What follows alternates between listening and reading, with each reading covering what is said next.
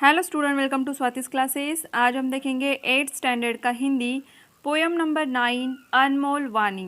देखिए यहाँ पे आपको दो पोयम दी गई है जो लिखी है एक संत कबीर इन्होंने और दूसरी है भक्त सूरदास इन्होंने लिखी है। जैसे कि इनकी कविताएं या फिर दोहे हम कह सकते हैं वो आपको यहाँ पर दिए हैं। तो सबसे पहले हम परिचय देखेंगे। संत कबीर, इनका जन्म हुआ था लगभग 1398 में उत्तर प्रदेश में और मृत्यु हुई थी लगभग 1518 में उत्तर प्रदेश में। इनका परिचय है भक्तिकालीन निर्गुण काव्यधारा के संत कवि कबीर मानवता एवं समता के प्रबल समर्थक थे। तो इन्होंने अपनी पोयम या फिर उनके जो दोहे थे उनके थ्रू लोगों को मानवता या फिर समता कैसे महत्वपूर्ण होती है ये बताया था।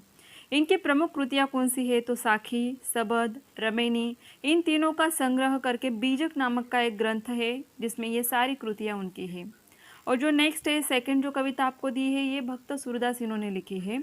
इनका जन्म लगभग 1478 में आगरा जो कि उत्तर प्रदेश में है यहाँ पर हुआ था और इनकी मृत्यु 1563 से 1591 के बीच में हुई थी।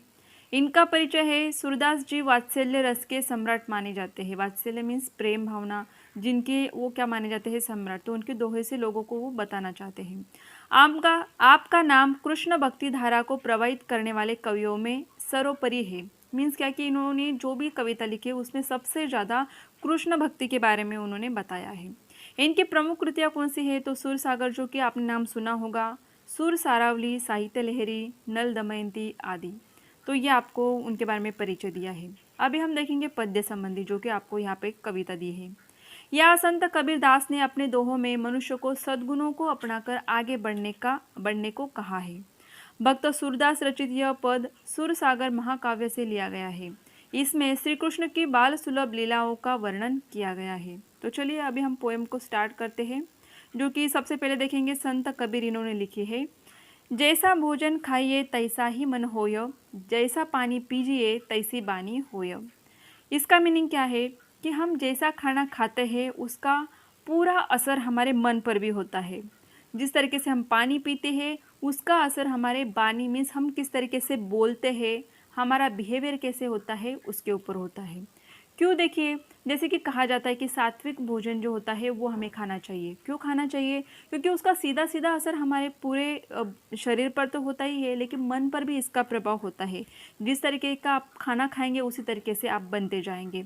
आप अच्छा सात्विक खाना खाओगे तो आप शांत और सरल रहोगे, आपका स्वभाव शांत रहेगा। लेकिन उसके अपोजिट अगर आप देखोगे, उसके विपरीत अगर आप खाना ऐसे खाओगे जिसके कारण आपके मन पे विपरीत परिणाम हो सकता है, जैसे कि क्रोधित होना जल्दी से, ये सारी चीज़ें आपको दिखाई देंगी। पानी अगर हम पीते हैं तो उसका भी असर हमारे पूरे शरीर पर दिखाई देता है, जैसे कि बानी के ऊपर। बानी मीन्स क्या कि हम किस तरीके से बात करते हैं, लोगों के साथ किस तरीके से बोलते हैं, इनके ऊपर ये परिणाम हमें दिखाई देता है। ऐसे बानी बोलिए मन का आपा खोय, औरन को शीतल करे आपो शीतल होय। कि ऐसे बानी बोलिए, इस तरीके से बातें कीजिए, इस तरीके से बोलिए कि मन का आपा खोय, कि सामने वाला आपको सुनता ही रह जाएगा।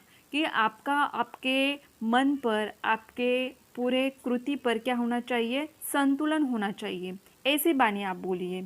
औरन को शीतल करे, कि आपके बातों से लोगों को शांति मिलनी चाहिए या फिर लोगों को लगना चाहिए कि वो आपसे बातें करके उन्हें अच्छा लगता है। आप वो शीतल होए, जैसे आपके बोलने के कारण बाकी के लोग अगर अच्छा फील करेंगे, वो शांत रहेंगे, उन्हें आपको सुनना अच्छा लगेगा, तो अपने आप भी शांत रहोगे। अगर इसके विपरीत अगर हम बात करेंगे, अगर आप दूसरे लोगों से शांति से बात नहीं करोगे, झगड़ा करोगे, तो फिर क्या होगा, दूसरे लोग भी आपके साथ झगड़ा ही करेंगे। तो आप कैसे शीतल रहोगे, आप कैसे शांत रह पाओगे। तो इसीलिए कहा है ऐसे बानी बोलिए मन का आपा खोय, औरन को शीतल करे आपो शीतल होय। इस तरीके से बात कीजिए कि दूसरों को भी शांति मिलेगी और आपको भी मिलेगी।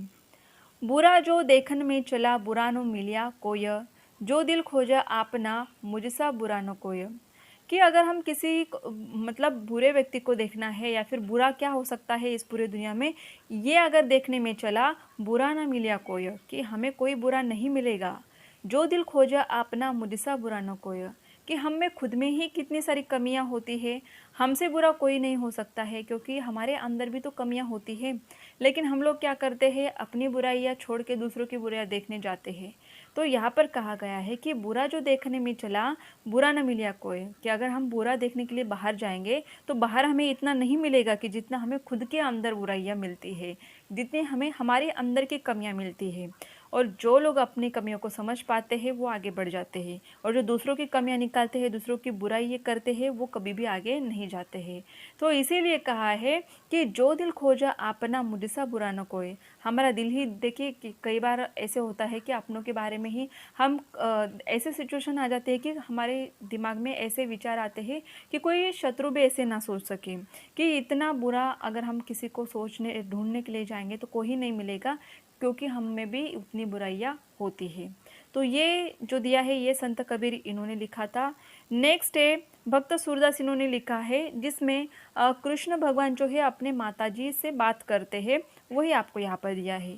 मैया कबही बढ़ेगी चोटी, किति बार मोहे दूध पियत भई, यह अजूहू है छोटी। तो कृष्ण भगवान ने अपने माँ से कहा है कि मैया मेरी चोटी कब बढ़ेगी, कितनी बार आपने मोही मीन्स मुझे, कितनी बार आपने मुझे दूध पियत भई पिलाया है, यह अजहू है छोटी, ये आज भी अभी भी क्या है, छोटी है। कि कृष्ण भगवान की माँ उनको कहती होंगी कि अगर आप दूध पियोगे तो आपकी चोटी लंबी बन जाएगी, लेकिन उनकी चोटी लंबी ना होने के कारण उन्होंने अपने माँ से पूछा है कि कितनी बार आपने दूध मुझे पिलाया है, लेकिन फिर भी मेरी चोटी तो अभी तक छोटी ही है। तू जो कहती बल्कि बेनी जो हवे है लांबी मोटी। तो आप तो कहते हो कि बल मीन्स क्या, बलराम जी जो कि कृष्ण भगवान के भाई थे, कि आप तो कहते हो कि अगर मैं दूध पीऊँगा अच्छा खासा तो बलराम भैया के जैसे मेरी भी जो चोटी है वो लंबी बन जाएगी, मोटी बन जाएगी। काचो दूध पियावत पची पची देत न माखन रोटी। काचो मीन्स कच्चा दूध, कि कच्चा दूध आप पीने के लिए देती हो कि जिससे मेरी चोटी जो है लंबी और मोटी हो जाएगी। पची पची मीन्स बार बार, देत न माखन रोटी, कि बार बार आप मुझे दूध देते हो लेकिन माखन रोटी नहीं देते हो, क्योंकि मेरी चोटी बढ़नी चाहिए लेकिन ये आज भी छोटी ही है, बड़ी ही नहीं रही है। सूर श्याम चिरज्यो दो भैया, हरि हलदर की जोटी। तो सूर यहाँ पे कौन है, जो सूरदास है उनके लिए कहा गया है कि वो क्या कहते हैं कि चिरंजीव दो भैया, दो मीन्स दोनों भैया, हरि और हलदर, हरि मीन्स कृष्ण भगवान, हलदर मीन्स बलराम, जिनको हलदर भी कहा जाता है। तो सूरदास कहते हैं कि ऐसे दोनों भाइयों की जोड़ी चिरंजीवी रहे, उनकी आयु लंबी रहे, हरि हलदर की जोड़ी, जिनकी जोड़ी जो है हमेशा खुशहाल रहे, ये क्या रहे, इनकी आयु लंबी इन्हें मिले, इस तरीके से आपको दिया है। तो देखिए ये भक्त सूरदास जो थे ये इन्होंने लिखा है। नीचे देखिए उनके फ़ोटो भी आपको यहाँ पे मिल जाएंगे।